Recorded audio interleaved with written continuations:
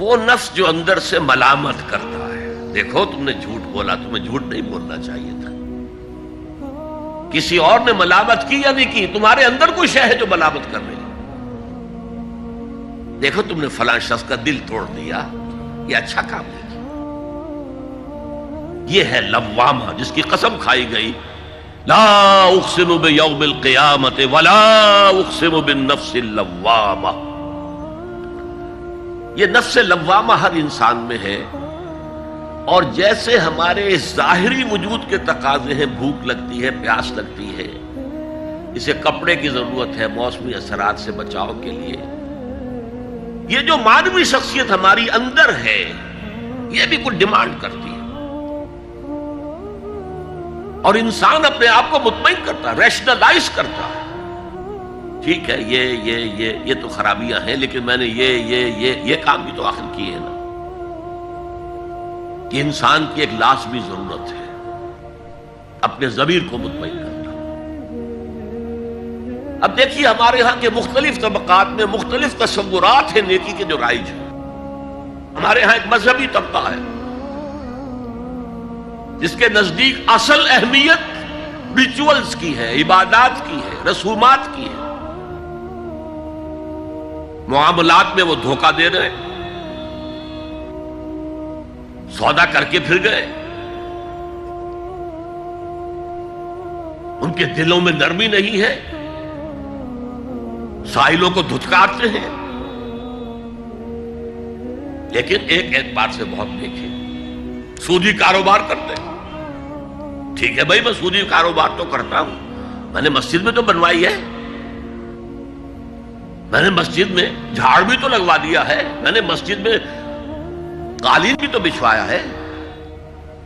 تو نیکی کا ایک تصور یہ ہے ہمارے یہاں.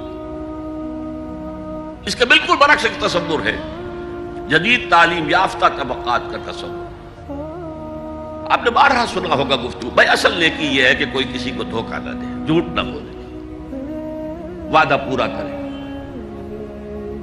اپنا فرض صحیح طور سے ادا کرے، کہیں ملازم ہے تو اپنے فرائض صحیح طور سے ادا کرے. باقی رہ گئی نماز روزہ، یہ تو انفرادی باتیں ہیں، یہ کوئی کرتا ہے تو اپنے لیے نہیں کرتا ہے تو کوئی بات نہیں. یہ دونوں ایک دوسرے کے بالکل برعکس تصورات ہیں. اور یہ ہمارے معاشرے میں جدید تعلیم یافتہ طبقات کا تصور نیکی اور ہمارے قدیم علماء اور ان کے زیر اثر جو عوام ہیں ان کے تصور نیکی میں یہ زمین و آسمان کا فرق ہے. آپ کو معلوم ہے کہ اپنی جسم فروش عورتیں جو ہیں وہ بھی نیکی کا کوئی نہ کوئی کام کرتی ہیں. آپ دیکھیں گے محرم میں سیاہ کپڑے پہن کے جلوس کے آگے آگے جا رہی ہیں، سبیلیں لگا رہی ہیں. مختلف مزاروں میں جب عرس ہوتا ہے وہاں جاتی ہیں، دھمال کھیلتی ہیں، وہی سیاہ کپڑے پہن کے. وہ بھی اپنے آپ کو مطمئن کرتی ہیں. مشہور ہے ایک واقعہ شہنشاہ عالمگیر اورنگزیب کا. اس نے دلی میں گانے بجانے پر پابندی لگا دی. اب ظاہر بات ہے جن کا یہ پیشہ تھا ان کا دھندا ختم تو آمدنی ختم. لاکھ کوششیں کی لیکن اورنگزیب ٹس سے بس نہیں ہوا. پھر انہوں نے ایک عجیب ترکیب کی. وہ دریائے جمنا بالکل ساتھ بہتا تھا، یہ قلعہ اس شکل میں بنایا گیا تھا، اب تو ذرا فاصلے پر. تو ایک کشتی میں وہ جمع ہو گئے، سازندے بھی اور ساز بھی، اور گاتے بجاتے ہوئے. انہیں معلوم تھا فلاں وقت جو ہے بادشاہ جھروکے میں بیٹھ کر دریا کی سیر کرتا ہے، وہاں سے گزرے اور ایک شعر گاتے ہوئے گزرے. در کوئے نیک نامی مارا گزر نہ دارند، گر تو نمی پسندی تقدیر قضا. در کوئے نیک نامی، یہ نیکی جو ہے اس کے کوچے میں ہمارا گزر ہی نہیں ہے. در کوئے نیک نامی مارا گزر نہ دارند، یہ تو اللہ کی طرف سے فیصلہ ہے، اس کی مقرر کردہ تقدیر ہے. گر تو نمی پسندی تغییر کل قضارا، اگر تجھے پسند نہیں ہے تو تقدیر بدل دے. تو بادشاہ ہنس پڑا اور اس نے کہا کہ ٹھیک ہے بھائی، گانے بجانے کی حد تک تمہیں اجازت ہے۔ تو ہر ایک طبقے کا اپنا ایک تصور ہے نیکی کا۔ جیسے میں نے پہلے عرض کیا، بڑے بڑے ڈاکو جو ہیں وہ اپنے علاقے کے بیواؤں یتیموں کی سرپرستی کرتے ہیں، ویسے نہایت درندگی، سفاکی، انسانی جان کی کوئی حیثیت ہی نہیں۔ تو نیکی اصل میں کس شے کا نام ہے، کون سی چڑیا کا نام ہے، نیکی حقیقت میں کیا ہے، وہ ہے اس آیت کا مضمون۔ میں مثال دیا کرتا ہوں، ایک عام قصہ ہے کہ کسی گاؤں میں پہلی مرتبہ ہاتھی آیا۔ اب وہاں نابینا لوگ جو تھے انہیں بھی پتہ چلا ایک عجیب جانور آیا ہے۔ وہ آئے اور کسی نے اس کی ٹانگ کو ٹٹولا۔ اس نے کہا ہاتھی ایک ستون کے مانند ہے۔ کسی کا اس کے کان کے اوپر ہاتھ پڑا، اس نے کہا چھاج کے مانند ہے وہ۔ کسی نے پیٹ کو ٹٹولا، بہت بڑا ڈھول ہے وہ۔ بالکل یہی معاملہ ہے نیکی کے تصور کے بارے میں۔ اڑائے کچھ ورق لالے نے، کچھ نرگس نے، کچھ گل نے، چمن میں ہر طرف بکھری ہوئی ہے داستان میری۔ کسی نے نیکی کا ایک حصہ لے لیا، کسی نے دوسرا لے لیا، کسی نے تیسرا لے لیا۔ وہ مکمل سراپا نیکی، حقیقی نیکی کس میں ہے، یہ ہے اس آیت کا مضمون۔ اب چوتھے نمبر پر یہ تمہیدی باتیں جو میں عرض کر رہا ہوں، اس آیت کا پس منظر کیا ہے جسے ہم کہتے ہیں شان نزول؟ کیا بحث چل رہی تھی جس میں ہدایت کے لیے یہ آیت نازل ہوئی؟ تو ذہن میں رکھیے کہ تحویل قبلہ اس آیت کا پس منظر ہے، شان نزول ہے۔ آپ کو معلوم ہے مکے میں جب تک حضور رہے، آپ جب نماز پڑھتے تھے تو آپ جنوبی جانب کھڑے ہوتے تھے، یعنی رکن یمانی اور وہ کونا کہ جس میں حجر اسود نصب ہے، ان دونوں کے درمیان کھڑے ہوئے کعبے کی طرف رخ کیا، تو اسی رخ پر بیت المقدس بھی ہے۔ اسے کہتے ہیں استقبال قبلتین، دونوں قبلوں کا بیک وقت استقبال ہو گیا، رخ ہو گیا دونوں طرف، خانہ کعبہ کے بھی اور بیت المقدس کے بھی۔ مدینے میں آ کر تو یہ ناممکن ہے۔ اب اگر کعبے کی طرف رخ کرو گے تو بیت المقدس کی طرف پشت ہو جائے گی، وہ شمال میں ہے، یہ جنوب میں ہے۔ اگر بیت المقدس کی طرف رخ کرو گے تو کعبے کی طرف پیٹھ ہوگی۔ لیکن آپ کو معلوم ہے کہ حضور نے 16 یا 17 مہینے مدینے آنے کے بعد بیت المقدس کی طرف رخ کر کے نماز پڑھی۔ اب ایک شکل تو یہ ہے کہ یہ حضور کا ذاتی اجتہاد ہو اور اس کو اللہ نے تسلیم کر لیا ہو کہ ٹھیک ہے، یہ بھی ممکن ہے۔ اسے تقریر کہتے ہیں اصطلاح میں۔ حدیث کس چیز کا نام ہے؟ حضور کا قول یا فعل یا تقریر۔ پہلی دونوں چیزیں تو آپ جانتے، قول اور فعل۔ یہ تقریر کیا ہے؟ حضور کے سامنے کوئی کام کیا گیا اور حضور نے نہیں روکا، تو امپلائڈ ہے اس کے اندر کہ یہ کام حرام نہیں ہے، حضور کے سامنے ہوا ہے، آپ نے روکا نہیں۔ تو اگر یہ ذاتی اجتہاد تھا تو تقریر ہو گئی اس کی اللہ کی طرف سے، لیکن زیادہ غالب پہلو یہ ہے کہ یہ اللہ کے حکم سے حضور نے کیا، اور یہ حکم وحی خفی کے ذریعے سے آیا، اس لیے کہ قرآن مجید میں اس کا ذکر نہیں ہے کہ اللہ نے حکم دیا ہو کہ اے محمد صلی اللہ علیہ وسلم اب آپ اور آپ کے ساتھی بیت المقدس کی طرف رخ کر کے نماز پڑھے، یہ نہیں ہے۔ تو یہ وحی خفی، وحی جلی، وحی خفی، دو قسم کی وحیاں حضور کو ہوتی تھی۔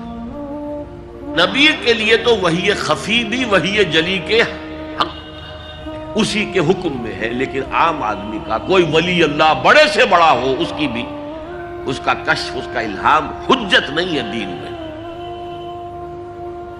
بہرحال یہ شاید حضور کو اللہ نے وحی خفی کے ذریعے حکم دیا۔ اس کا ایک بہت بڑا سیاسی فائدہ ہوا حضور کو، اور وہ یہ کہ مدینے میں آ کر آپ کا واسطہ پڑا یہودیوں سے۔ وہ بہت منظم تھے، تعلیم یافتہ تھے، بہت کلچرڈ تھے، ان کے ہاں فقہا تھے، ان کے ہاں مفتی لوگ موجود تھے۔ اگر فوری طور پر تصادم یہود کے ساتھ ہو جاتا تو حضور کے قدم مدینے میں جمنا آسان نہ ہوتا۔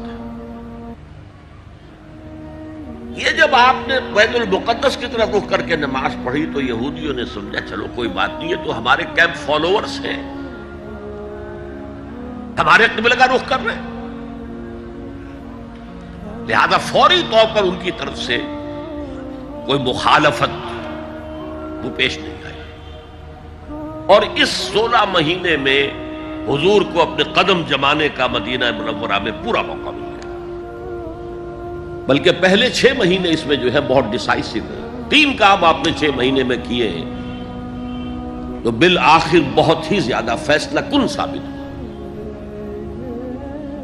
نمبر 1 یہ کہ آپ نے مسجد نبوی کی تعمیر کر لی، اب یہی مرکز ہے، یہی درسگاہ ہے، یہی خانقاہ ہے، یہی پارلیمنٹ ہے، یہی دارالمشاورت ہے، یہیں سے فوجیں تیار کی جا رہی ہیں، یہی وفود آ کر پیش ہو رہے ہیں، بہرحال ایک مرکز مہیا ہو گیا۔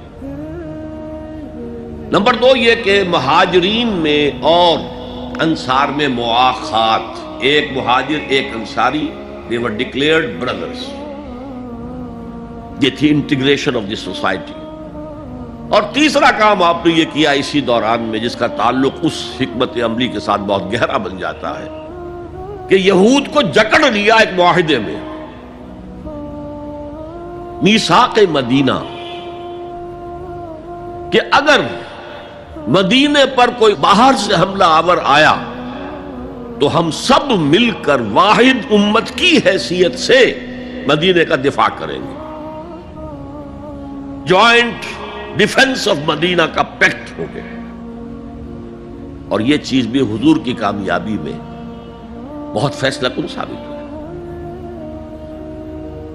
تو اس اعتبار سے یہ تحویل قبلہ جب پھر ہوئی ہے، اور میں نے جو کہا تھا کہ اللہ نے ہی کوئی حکم دیا تھا وحی خفی کے ذریعے، وہ اس سے ثابت ہوتا ہے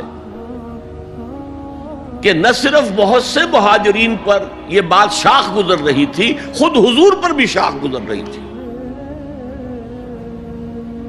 کہ میں پیٹھ کیے ہوئے ہوں کعبے کی طرف۔ چنانچہ قرآن مجید میں یہ آیا ہے قد نرا تقلب وجهك في السماء، اے نبی ہم آپ کے چہرے کا، نگاہوں کا آسمان کی طرف اٹھنا بار بار دیکھتے رہے ہیں۔ آپ منتظر تھے کہ وقت آئے، حکم آئے، وحی آئے اور میں رخ بدل دوں۔ وما جعلنا القبلة التي كنت عليها الا لنعلم من يتبع الرسول ممن ينقلب على عقبيه، یہ اللہ نے اپنی طرف منسوب کر دیا، اور ہم نے وہ قبلہ جس پر تم اب تک رہے ہو 16 مہینے 17 مہینے یہ مقرر کیا تھا تاکہ دیکھ لیں کہ کون ہے رسول کا اتباع کرنے والے اور کون ہے جو اپنے الٹے پاؤں پھر جانے والے۔ کیا مطلب ہے اس کا؟ مہاجرین مکے سے آئے تھے، ان کے دلوں میں عظمت جو ہے کعبے کی وہ پلی ہوئی تھی اندر ٹھوک ٹھوک کر۔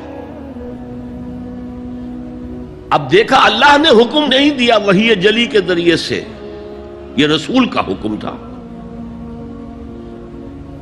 گویا کہ یہ ایک امتحان ہو گیا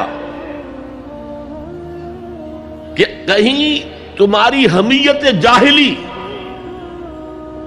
تمہاری محبت جو تمہیں کعبے سے ہے وہ تمہیں اسلام سے پھیر تو نہیں دیتی؟ آیا تم رسول کے حکم کو مقدم رکھتے ہو اور اپنی کسی سابقہ حمیت، جسے حمیت جاہلی ہم کہہ دیں گے، اس کو مقدم رکھتے ہو؟ یہ ایک سخت امتحان تھا جس میں کہ اہل مکہ جو مہاجرین تھے وہ مبتلا کیے گئے، اور خاص طور پر یہ بات کہ رسول کا حکم ماننے کی تاکید، چاہے ابھی قرآن میں کوئی آیت نہیں آئی ہے لیکن حقیقی مومن کے لیے رسول کا فرمانا بھی ایسے ہی ہے جیسے کہ اللہ کا فرمانا۔ اس کی تربیت بھی ہو گئی۔ لیکن یہ کہ اکثر کا معاملہ یہ تھا کہ یہ معاملہ شاخ گزر رہا تھا، یہاں تک کہ حضور کا معاملہ بھی تھا قد نرا تقلب وجهك في السماء فلنولینک قبلۃ ترضاها، تو اے نبی ہم بدل دیں گے قبلہ وہ جو آپ کو پسند ہے، اب رخ کرو مسجد حرام کی طرف، فولوا وجوہکم شطر المسجد الحرام، اب اپنا رخ کر لو مسجد حرام کی طرف۔ چنانچہ مدینے میں ایک مسجد القبلتین ہے، جو حضرات گئے ہیں زیارت کرتے ہیں انہوں نے زیارت کی ہوگی۔ حضور مدینے سے باہر ایک قبیلے کی جگہ تھی، وہ وہاں گئے ہوئے تھے، کوئی دعوت طعام تھی، دوپہر کا کھانا تھا، اسی وقت ظہر کا وقت ہو گیا۔ حضور نے جماعت کھڑی کی اور قبلہ جو ہے بیت المقدس، اسی نماز کے دوران یہ آیات وہی نازل ہو گئی، آپ نے فوراً رخ بدلا اور پوری جماعت نے رخ بدل لیا،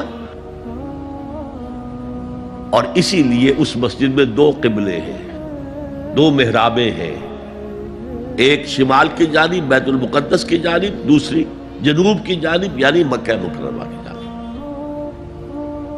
اب یہ تحویل قبلہ جو ہے یہ ہے بات اصل میں سمجھنے کی، ایک بہت بڑے فتنے کی بنیاد بن گیا۔ فتنہ آزمائش کو کہتے ہیں اور فتنہ فساد کو بھی کہتے ہیں۔ فساد یہودیوں کی طرف سے شروع ہوا، یہ کیسا نبی ہے جس کا قبلہ ہی معین نہیں، ابھی یہ شمال کی طرف رخ کر کے نماز پڑھ رہا تھا اور اب اس نے جو ہے جنوب کی طرف رخ کر لیا، کیسا رسول ہے یہ، کیسا نبی ہے؟ حضور کے خلاف لوگوں کو بھڑکانے کا انہیں اب ایک موقع ہاتھ آ گیا، اور آپ کے علم میں ہے کہ اوس اور خزرج کے جو عوام ہیں وہ یہود کے بہت زیر اثر تھے، بہت زیر اثر تھے۔ وہی بات کہ وہ سمجھتے تھے ہمارے پاس نہ کوئی شریعت ہے، نہ کتاب ہے، نہ کوئی قانون ہے، نہ ہمارے یہاں کوئی مفتی ہے، نہ قاضی ہے، ان کے ہاں تو کتاب ہے، شریعت ہے، مفتی ہے، قاضی ہے، ان کا تو بڑا کلچرڈ لوگ ہیں، تو ایک روب تھا ان کا۔ لہذا یہ ایک ان کو موقع مل گیا کہ اس پر لوگوں کے جذبات کو بھڑکائیں اور حضور سے برگشتہ کر دیں۔ دوسری طرف سادہ لو مسلمانوں کے اندر بھی ایک فتنہ بطور آزمائش آ گیا کہ اگر اصل قبلہ یہ تھا تو یہ 16 مہینے کی نمازیں تو ہماری اکارت گئی، غلط رخ پر پڑی ہم نے، اور نماز تو دین کا اصل ستون ہے، اور یہ نماز ہماری ضائع ہو گئی۔ یہ ان کے دلوں میں ایک وسوسہ پیدا ہوا۔ اس پہلو سے اس مسئلے پر بڑی مفصل گفتگو قرآن میں ہوئی ہے، میرے اور آپ کے لیے، بلکہ مجھے اعتراف ہے کہ میں یہ سوچتا رہا اتنی مفصل گفتگو بار بار فولوا وجوہکم شطر المسجد الحرام، فولوا وجوہکم شطرہ، یہ بار بار پورے 2 رکوع قرآن مجید میں، سورہ بقرہ کا 17واں رکوع، 18واں رکوع اسی پر، اس لیے کہ ہم اس سینسٹیونیس کا اندازہ نہیں کر سکتے کہ جو اس وقت پیدا ہو گئی تھی اس پر۔ تحویل قبلہ پر یہ معمولی نہیں بات تھی، یہود نے سمجھ لیا تھا کہ اب معلوم ہوا یہ ایک نئی امت کا آغاز ہے، اس کا مرکز اب نیا بن گیا ہے۔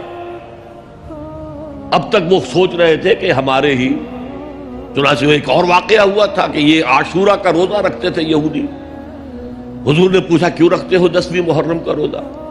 انہوں نے کہا کہ اصل میں ہمیں جو نجات ملی تھی فرعون سے، اور فرعون کو جو غرق کیا گیا تھا لاؤ لشکر سمیت، وہ 10 محرم کو ہوا تھا، ہم شکرانے کے طور پر روزہ رکھتے ہیں۔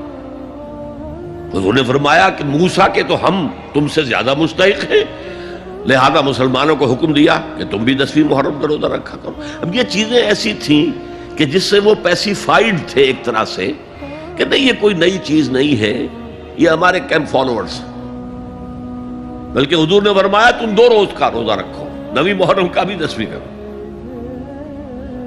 بہرحال اس پر جو ایک تشویش ہوئی ہے، اس تشویش کو دور کرنے کے لیے 2 رکوع، 17واں 18واں رکوع، 2 رکوع پورے کے پورے اسی بحث پر مشتمل ہیں، اور اس کے علاوہ اب میں مثال دوں کہ میرا ایک ہاتھ یوں ہے، ایک ہاتھ یوں ہے، بیچ میں میرا جسم ہے، تو اس بحث کا جسم جو ہے وہ تو وہ دو رکوع ہیں، رکوع 17واں 18واں، لیکن ادھر دور پہلے ایک آیت آ گئی تھی جس نے زمین ہموار کی، للہ المشرق والمغرب فینما تولوا فثم وجہ اللہ، دو رکوع پہلے، مشرق و مغرب سب اللہ کے ہیں، جدھر بھی رخ کرو اللہ کا رخ ہے۔ قبلے کا مطلب یہ تو نہیں ہے کہ اللہ اس سمت میں محدود ہے، معاذ اللہ،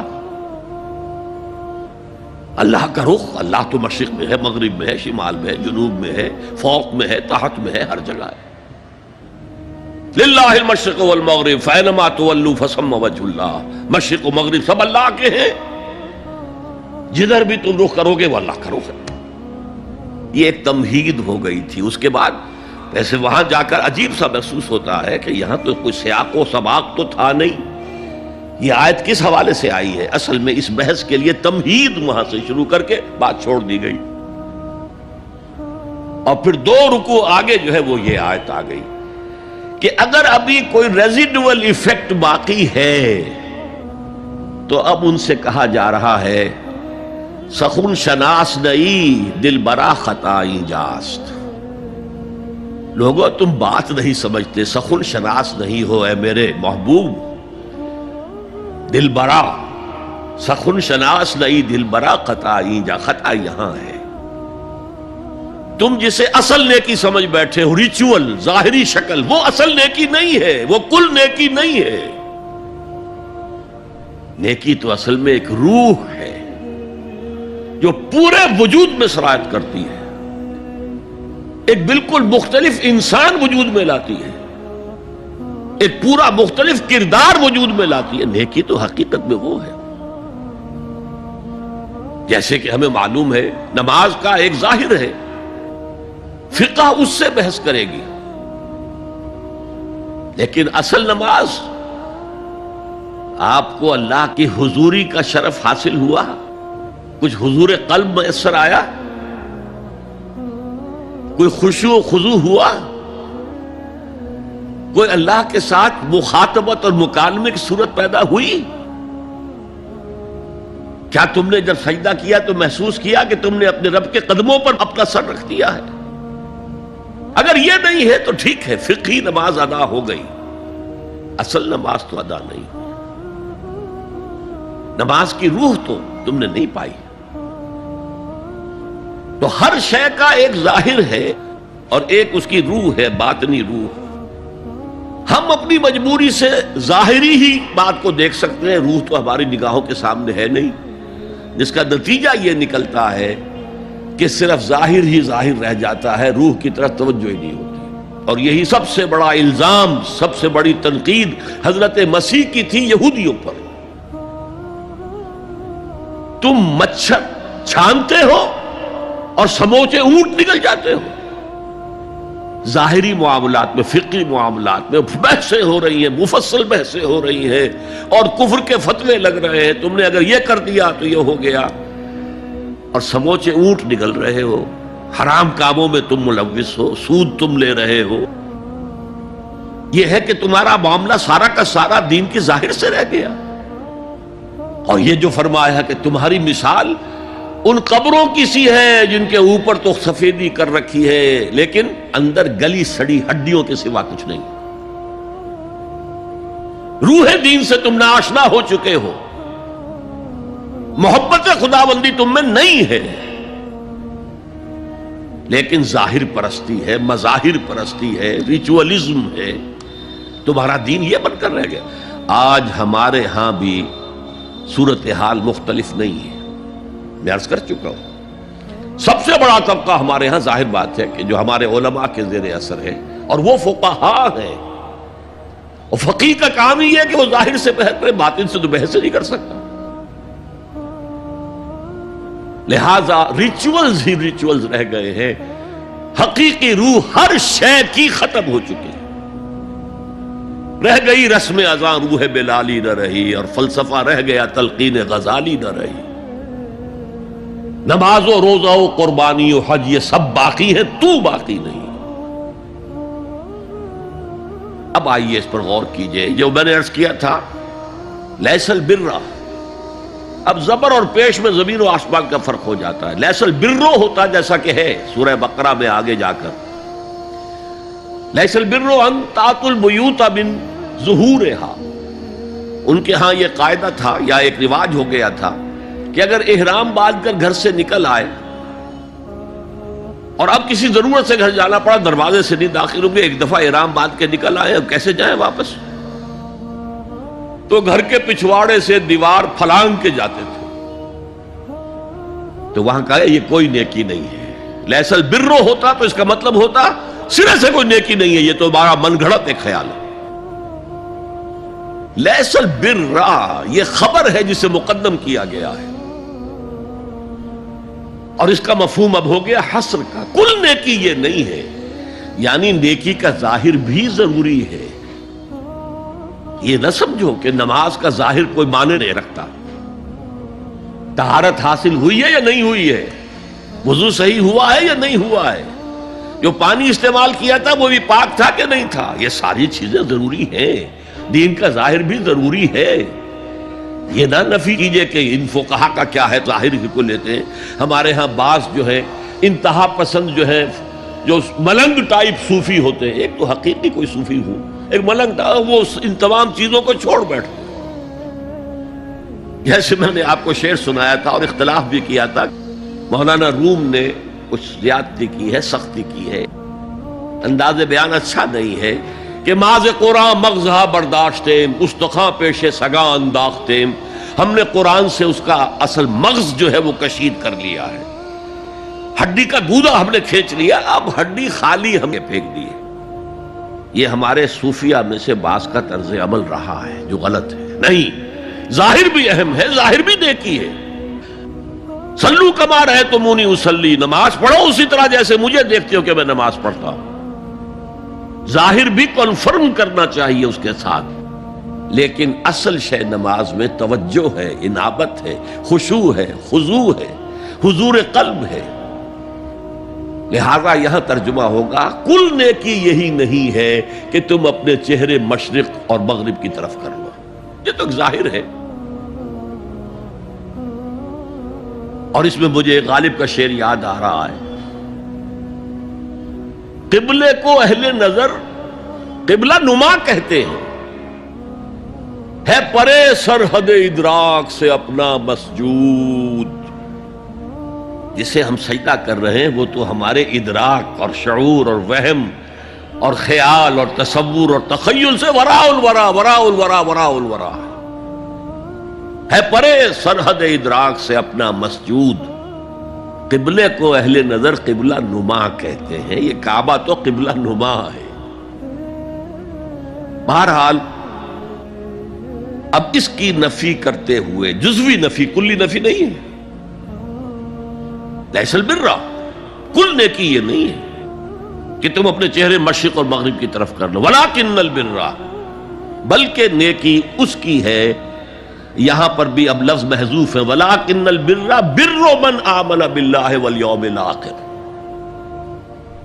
نیکی تو حقیقت میں اس کی ہے۔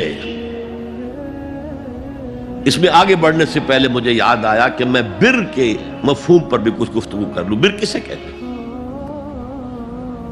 بہت عمدہ باتیں جو ہے پہلے کہی ہیں۔ بر اور بر یہ دونوں مادہ تو ایک ہی ہے، بحر و بر۔ جب تک انسان سمندر میں رہتا ہے، آج کا تو خیر تصور نہ کیجئے، پہاڑوں جیسے جو ہے پہاڑ سمندر میں چل رہے ہوتے، عام حالات میں کوئی اس کے ادھر ادھر جو ہے کوئی ہچکولے محسوس نہیں ہوتے، لیکن پرانے زمانے کے سمندر کا تصور کیجئے تو ہر وقت وہ ہے آدمی غیر مطمئن ہوتا تھا، اسی وقت کچھ ہو سکتا ہے، ہچکولا آ رہا ہے، ادھر سے آ رہا ہے، ادھر سے آ رہا ہے، تو دل میں ایک خوف سا رہتا تھا، ایک بے چینی سی رہتی تھی، عدم تحفظ کا ایک احساس رہتا تھا۔ بر پر، خشکی پر آتے ہی اطمینان ہو گئے۔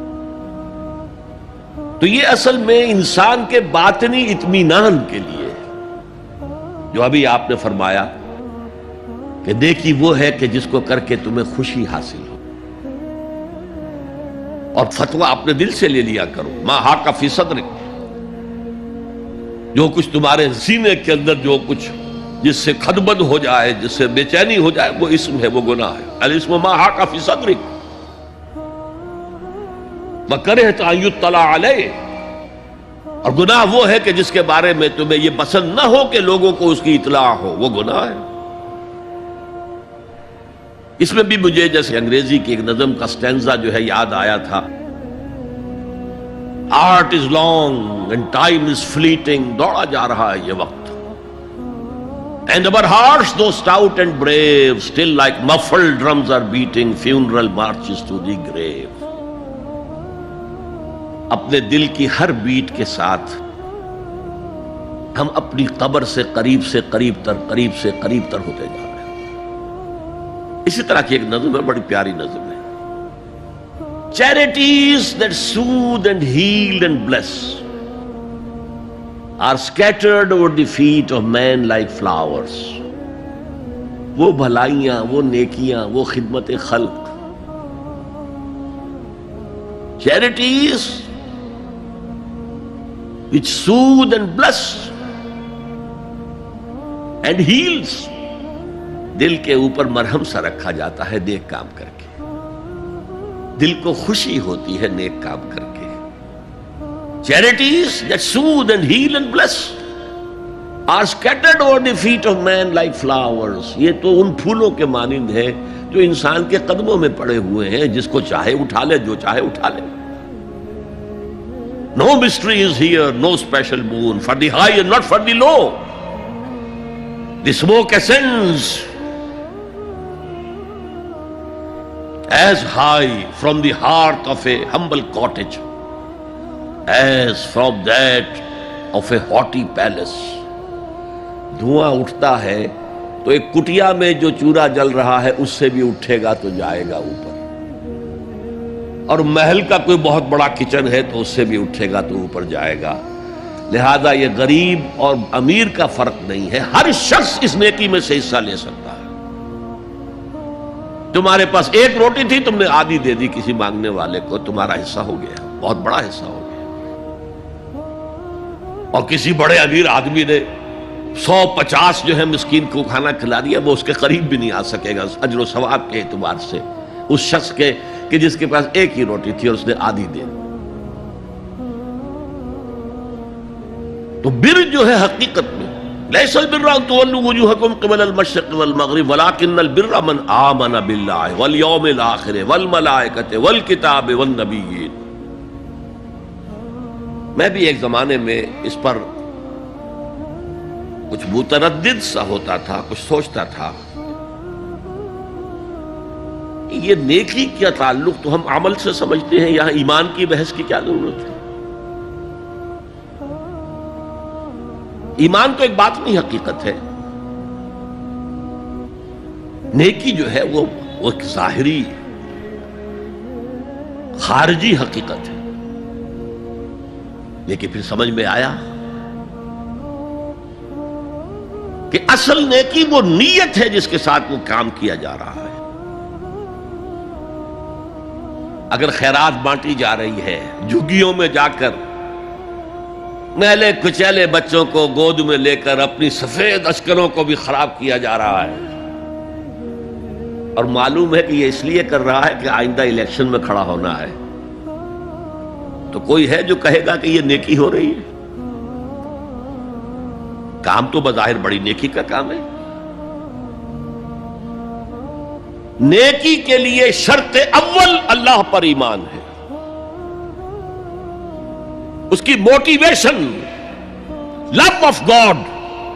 اس کے سوا اگر کوئی اور موٹیو ہے، اگر دنیا میں شہرت چاہیے، اگر اس نیکی کے ذریعے سے بھی مال کمانے کا معاملہ ہے، دھندا ہے، نیکی کے پردے میں دھندا ہو رہا ہے، وہ نیکی نہیں ہے، چاہے ظاہری اعتبار سے وہ بہت بڑی نیکی ہو. تو سب سے پہلا مسئلہ نیت کا ہے، نیت کا ہے، نیت کا ہے. کس ارادے کے تحت یہ نیکی کی جا رہی ہے، کیا مقصود ہے، کیا مطلوب ہے. چنانچہ نوٹ کیجئے اکثر محدثین نے اپنے جو مجموعے مرتب کیے احادیث کے، ان میں پہلی آیت کون سی، پہلی حدیث کون سی لاتے ہیں؟ حضرت عمر رضی اللہ تعالیٰ عنہ سے روایت ہے، انما الاعمال بالنیات، نیکیوں کا، نیک اعمال کا دار و مدار نیتوں پر ہے۔ وانما لکل امرئ ما نویٰ، ہر شخص کو وہی کچھ ملے گا جس کی اس نے نیت کی ہوگی۔ فمن كانت ہجرته الى اللہ ورسولہ فہجرته الى اللہ ورسولہ، جو کوئی ہجرت کر رہا ہے، مکے میں گھر بار چھوڑ کر جا رہا ہے، اپنے وطن کو ترک کر کے جا رہا ہے مدینے کی طرف، صرف اللہ اور رسول کے لیے، اس کی ہجرت اللہ اور اس کے رسول کے لیے۔ ومن كانت ہجرته للدنیا یصیبها، اور اگر اس شخص کی ہجرت دنیا کے لیے ہے کہ اس کو حاصل کر لے، مثلا میں دیتا ہوں مثال، ایک مسلمان تھا، اس کا کوئی کاروبار تھا، اس کے خریدار مسلمان ہی تھے، وہ جا رہے ہیں، اب کیا کرے گا؟ مشرکوں نے سو تو اس کا سامان نہیں لینا، اب وہ بھی چلے جا رہے ہیں۔ یہ اللہ کو معلوم ہے کہ اس کے ہجرت کا اصل سبب کیا ہے، ہم نہیں طے کر سکتے، لیکن اللہ کے ہاں جو کھاتا کھلا ہوا ہے، اس کی یہ ہجرت جو ہے اللہ اور اس کے رسول کے لیے شمار نہیں ہوگی۔ وَمَنْ كَانَتْ هِجْرَتُهُ لِدُنْيَا يُصِيبَهَا أَوْ امْرَأَةٍ يَنْكِحُهَا، یا کسی عورت کے لیے ہو کہ اس سے نکاح کرے، کسی خاتون سے وہ شادی کا خواہش مند تھا، وہ خاتون ہجرت کر کے مدینے چلی گئیں، اب یہ بھی باندھے کچے دھاگے سے بندھے ہوئے چلے جا رہے ہیں، تو یہ تو در حقیقت اس عورت کے کھاتے میں ہجرت جائے گی، اللہ اور اس کے رسول کی ہجرت میں نہیں۔ تو اصل شے یہ ہے، نیکی کا وہ کام جس کا ظاہر بھی نیکی کا ہو اور باطن بھی ہو، کہ موٹیویشن صرف اللہ کی رضا ہو، اللہ کی محبت اور اللہ کی رضا کا حصول، یہ ہے پازیٹو موٹیو۔ ایک نیگیٹو سائیڈ بھی ہے، سب لوگ ذہنی اعتبار سے اتنے بلند نہیں ہوتے کہ اللہ کی محبت وہی اصل محرک بن جائے۔ یہی وجہ ہے کہ حضور نے اس کو صلی اللہ علیہ وسلم کمال ایمان سے تعبیر کیا ہے، من احب للہ وابغض للہ وعطى للہ ومنع للہ فقد استکمل الایمان، جس نے کسی سے محبت کی تو اللہ کے لیے کی ہے، کسی سے نفرت اور بغض رکھا تو اللہ کے لیے رکھا، کہ اللہ کو اس سے نفرت کرنا پسند ہے، اور کسی کو کچھ دیا تو اللہ کو خوش کرنے کے لیے دیا، اور کسی سے کچھ چیز روکی تو صرف اس لیے کہ اللہ کو اس کا روکنا پسند ہے، تو اس شخص نے اپنے ایمان کی تکمیل کر لی۔ اگر اس کا موٹیو خالص ہو گیا ہے اللہ کی محبت اور اللہ کی رضا کا حصول، تو اصل میں نیکی ہے، ورنہ چاہے بظاہر کتنی ہی بڑی نیکی نظر آئے وہ نیکی نہیں۔ لیکن جو لوگ اس حد تک نہ پہنچ پائے ہوں، استکمال ایمان تک، تکمیل ایمان تک، تو ان کے لیے ایک اور موٹیو بھی ہے، والیوم الآخر، قیامت کا دن، جزا و سزا کا یقین، اللہ کا خوف، آخرت کے محاسبے کا خوف۔ خوف بھی ایک بہت بڑا موٹیو ہے، بہت بڑی موٹیویٹنگ فورس ہے۔ اب میں یوں کہوں گا کہ اگر کسی عمل کا محرک ہے صرف اللہ کی محبت، اس کی رضا کا حصول اور آخرت کی نجات، تو وہ نیکی ہے۔ اگر یہ نہیں ہے، کوئی وطن پرست ہے، وطن کی محبت کی وجہ سے کوئی نیک کام کر رہا ہے، اس کا وہ کام وطن پرستی کے کھاتے میں جائے گا، خدا پرستی کے کھاتے میں نہیں جائے گا۔ کوئی قوم پرست ہے، اپنے قوم کی محبت میں کچھ کر رہا ہے، تو اس کا وہ نیک کام قوم پرستی کے کھاتے میں جمع ہوگا، خدا کی پرستش کے لیے نہیں۔ یہ ہے موٹیو کا فرق، اور یہ ہے موٹیو کی اہمیت، اور اس کا تعلق ہے ایمان باللہ اور ایمان بالآخرہ سے۔ ایک حدیث میں حضور نے فرمایا کہ قیامت کے دن سب سے پہلے 3 اشخاص کا معاملہ پیش ہوگا۔ ایک وہ تھا کہ جو اللہ کی راہ میں جنگ کرتا ہوا مارا گیا تھا، دنیا میں شہید سمجھا جا رہا تھا۔ ایک وہ تھا جسے اللہ نے علم بہت دیا تھا اور اس نے علم کو پھیلایا، خوب پھیلایا۔ اور ایک وہ جس کے پاس جس کو اللہ نے بہت دولت دی تھی اور اس نے دولت جو ہے نیکی کے کاموں میں، بھلائی کے کاموں میں، غربا، یتاما، مساکین کے لیے خرچ کیا۔ اب اللہ پوچھے گا ان شہید صاحب سے کہ دیکھو میں نے تمہیں صحت دی تھی، جسمانی قوت دی تھی، تم نے کیا کیا؟ وہ کہے گا اے اللہ میں نے تیرے لیے قتال کیا اور اپنی جان دے دی۔ اللہ فرمائے گا کذبتا، تو نے جھوٹ بولا، انک قد قاتلت لأن یقال جریء، تو نے تو یہ جنگ میں حصہ لیا تھا اس لیے کہ تیری شجاعت کا ڈنکا بج جائے، تیری جرأت کی شہرت ہو جائے۔ وقد قیلا، وہ کہا جا چکا، اب یہاں تمہارے لیے کچھ نہیں ہے۔ اور فرشتوں کو حکم ہوگا اور اوندے منہ گھسیٹتے ہوئے اس کو جہنم میں ڈال دینا۔ یہی حشر ہوگا اس عالم کا، تو نے وہ نیکی کا کام کیا تھا، لئن یقال عالم، کہا جا چکا دنیا میں، ڈنکا بج چکا تمہاری شہرت کا۔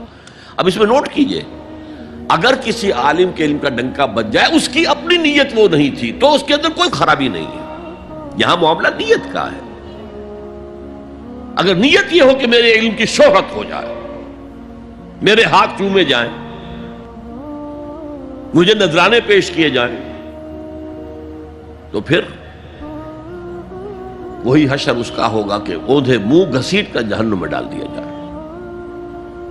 یہی حشر اس سخی کا ہوگا جس نے سخاوت کی تھی، جس کی سخاوت کے ڈنکے بج گئے تھے، اس کا بھی یہی حشر ہوگا۔ تو انما الاعمال بالنیات، اور یہاں نیکی کی بحث میں سب سے پہلے ولکن البر بر من آمن باللہ والیوم الآخر۔ اب جو والملائکۃ والکتاب والنبیین، ان تینوں کو جمع کر لیجئے، اس سے مراد ہے نبوت اور رسالت۔ ملائکہ وحی کا ذریعہ ہے جو انبیاء تک لے کر آتے رہے۔ اس وحی کا جو ریکارڈ مرتب ہوا وہ کتابیں ہیں،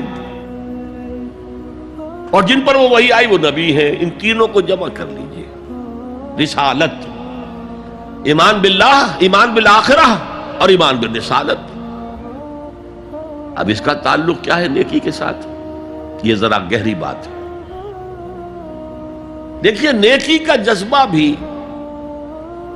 جو انسان کے پیشنز ہوتے ہیں وہ اندھے بہرے ہوتے ہیں۔ پیشنز، جذبات، نیکی بھی ایک جذبہ ہے۔ کبھی یہ جذبہ حد اعتدال سے تجاوز کر کے بدی بنا دیتا ہے،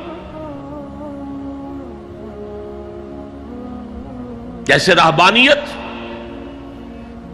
ترک دنیا، شادی نہیں کروں گا، گھر گھرستی کا بکھیڑا مول نہیں لوں گا، بس اللہ سے لو لگاؤں گا۔ ظاہر بات ہے جس نے بھی فیصلہ کیا نیکی کے جذبے کے تحت کیا نا، لیکن اس کا جو نتیجہ نکلا اکثر و بیشتر پھر حرام کاری ہوئی۔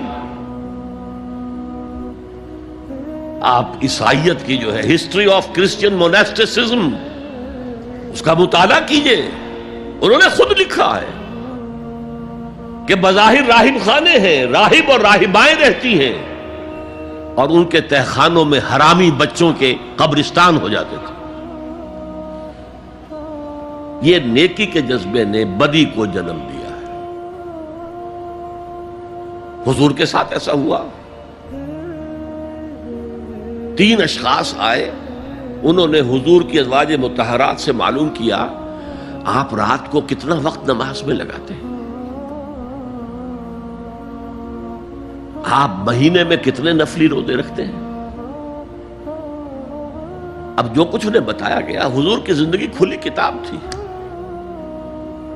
بتا دیا گیا اتنا عرصہ جو ہے آپ رات کو تہجد پڑھتے ہیں، بتا دیا گیا مہینے میں اتنے روزے رکھتے ہیں۔ انہوں نے اسے کم سمجھا، فتقالوہا، قلیل سمجھا کہ یہ تو زیادہ نہیں ہے، ہمارا تو خیال تھا کہ آپ ساری رات ہی کھڑے رہتے ہو،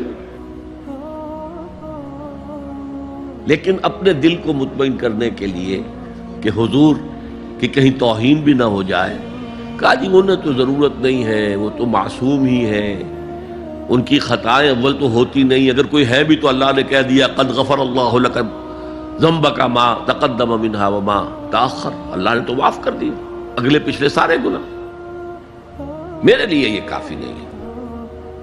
ایک نے کہا میں پوری رات عبادت کروں گا، اپنی قبر بستر سے نہیں لگاؤں۔ دوسرے نے کہا کہ میں ہمیشہ ہر روز روزہ رکھوں گا، کبھی افطار نہیں کروں گا۔ تیسرے نے کہا میں کوئی شادی بیاہ نہیں کروں گا، یہ کھکیڑ میں نہیں پڑھوں گا میں۔ حضور کو خبر ہو گئی، آپ نے طلب فرمایا اور غصے کے انداز میں وہ الفاظ کہے کہ جو حضور سے بالکل متوقع نہیں ہے۔ واللہ انی لاتقاکم واخشاکم، خدا کی قسم میں تم سب سے زیادہ متقی ہوں اور سب سے زیادہ اللہ سے ڈرنے والا ہوں، لیکن میرا طریق یہ ہے کہ میں رات کو سوتا بھی ہوں اور نماز بھی پڑھتا ہوں، میں روزہ رکھتا بھی ہوں، ناغہ بھی کرتا ہوں، میں نے شادیاں کی ہیں، متعدد ازواج میرے گھروں میں ہیں۔ فمن رغب عن سنتی فلیس منی، جو بھی میری سنت سے ہٹا وہ مجھ میں سے نہیں ہے، میرا امتی نہیں ہے۔ تو نیکی کا جذبہ بھی حد اعتدال سے تجاوز کر کے بدی کو جنم دے سکتا ہے۔ ایک صحابی، نوجوان صحابہ میں سے عبداللہ ابن عمرو ابن العاص، عجیب یہ بات ہے کہ باپ جو ہے بہت بڑا سیاستدان، بہت بڑا جری سپہ سالار، بہت بڑا حکمران، حضرت عمرو بن العاص، بیٹا نہایت زاہد و عابد، مرتاس، زاہد مرتاس، ساری رات کھڑے ہیں، بستر سے کمر ہی نہیں لگائی، ہر روز روزے سے ہیں۔ یہ خبر دی گئی حضور کو تو آپ نے طلب فرمایا یا عبداللہ اولم اخبر انک تقوم اللیل وتصوم النہار، اے عبداللہ مجھے یہ خبر نہیں دی گئی ہے، یعنی یہ بات جو ہے صحیح ہے کہ نہیں کہ تم ساری رات عبادت کرتے ہو، ہر روز روزہ رکھتے ہو؟ کیا کہہ سکتے تھے؟ بلا یا رسول اللہ، حضور ایسا تو ہے۔ فرمایا لا تفعل، ہرگز ایسا مت کرو، فإن لزوجك عليك حقا وإن لزورك عليك حقا بل إن لنفسك عليك حقا، تمہارے نفس کے بھی تم پر حقوق ہیں، تمہاری بیوی کے بھی تم پر حقوق ہیں۔ ان کی زوجہ سے کسی نے پوچھا تھا تم ہمیشہ میلی کچیلی رہتی ہو، کبھی ہم نے تمہیں کسی اچھے لباس میں کس کوئی جسے سنگھار کہہ دیتے کہ یہ میں نے دیکھا؟ تو ان کا کہ مجھے کیا غرض ہے، تمہارے بھائی کو تو مجھ سے کوئی غرض ہے ہی نہیں، میں کس کے لیے بناؤ سنگھار کروں؟ یہ بھی الفاظ آتے ہیں۔ فرمایا ہرگز مت کرو، میں تو کرتا ہوں، میں روزے بھی رکھتا ہوں لیکن نہیں بھی رکھتا، میں نماز پڑھتا ہوں لیکن سوتا بھی ہوں، میری بیویاں ہیں متعدد، تو میری سنت اگر تم نے چھوڑ دی تو تمہارا مجھ سے کوئی تعلق نہیں ہوگا۔ اس کا مطلب کیا ہوا؟ تو سم اپ، نیکی کا ایک ماڈل بھی سامنے رہنا چاہیے جس میں توازن ہو، اعتدال۔ انبیاء وہ توازن پیش کرتے ہیں اپنے کردار اور شخصیت کے ذریعے سے۔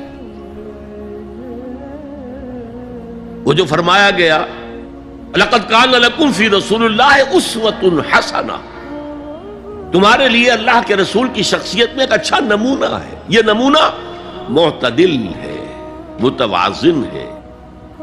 حضرت عائشہ فرماتی ہیں حضور ہمارے مابین تشریف فرما ہوتے تھے، پیار اور محبت کی باتیں بھی ہوتی تھیں۔ حضور ہمارے ہاں کے جو ذرا زیادہ دیندار، جنہیں زیادہ مسالہ لگ جاتا ہے، وہ کرخت مزاج کے، گھروں میں بھی معلوم ہوا داخل کیا ہوا قیامت آ گئی ہے، تو اس طرح کا نہیں تھا معاملہ، اپنی بیویوں کی دل جوئی، ان سے محبت اور پیار کی باتیں۔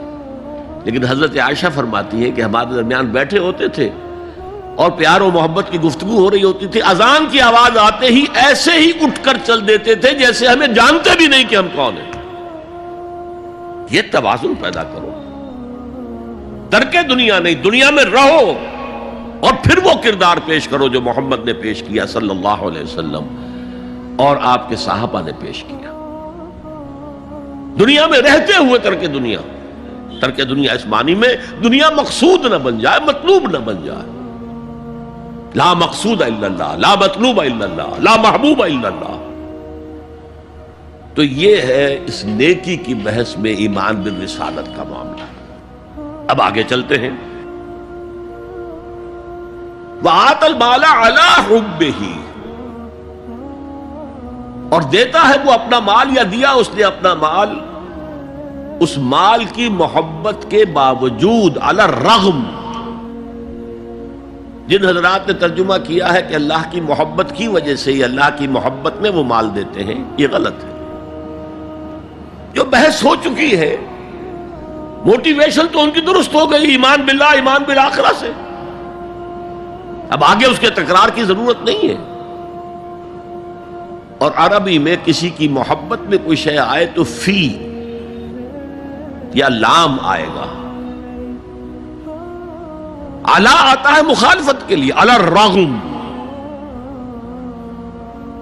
مال محبوب ہے، کس کو نہیں ہے؟ زین للناس حب الشہوات من النساء والبنین والقناطر المقنطرۃ من الذهب والفضة والخیل المسومۃ والانعام والحرث۔ انسان کی سرشت کو اللہ سے زیادہ جاننے والا کون ہے؟ وہ فرما رہا ہے، سورہ آل عمران کی آیت ہے، مزین کر دی گئی ہے انسانوں کے لیے محبت بیویوں کی، بیٹوں کی، اور ڈھیروں مال کی، سونے کی اور چاندی کی، اور گھوڑے وہ کہ جو پیڈگری والے ہوں اور جو بہت اعلیٰ نسل کے ہوں، خیل المسومہ، نشان زدہ گھوڑے، اور مال ہو، بھیڑیں بکریوں کو گلے کے گلے ہوں، اور گائے اور بیل ہوں، اور یہ ساری چیزیں محبوب ہیں۔ اس محبت کے خلاف عمل کرتے ہوئے مال خرچ کرنا تبھی تو مجاہدہ ہے۔ تو جیسے اردو میں ہم علی الرغم کہتے ہیں، علی الرغم، باوجود اس کی محبت کے وہ خرچ کرتے ہیں۔ اب یہاں جو اصل نوٹ کرنے کا نقطہ ہے وہ کیا ہے؟ دیکھیے، اسلام کا جو نظام ہے دنیاوی، اس میں ایمان کے بعد پہلی شے نماز ہے۔ وہ جو کہا گیا ہے کہ قیامت کے دن سب سے پہلا محاسبہ نماز کا ہوگا، اور جب ہماری مسجدوں کے اندر لکھے ہوتے تھے فارسی کے اشعار، روز محشر کے جان گداز بود، اولی پرسش نماز بود،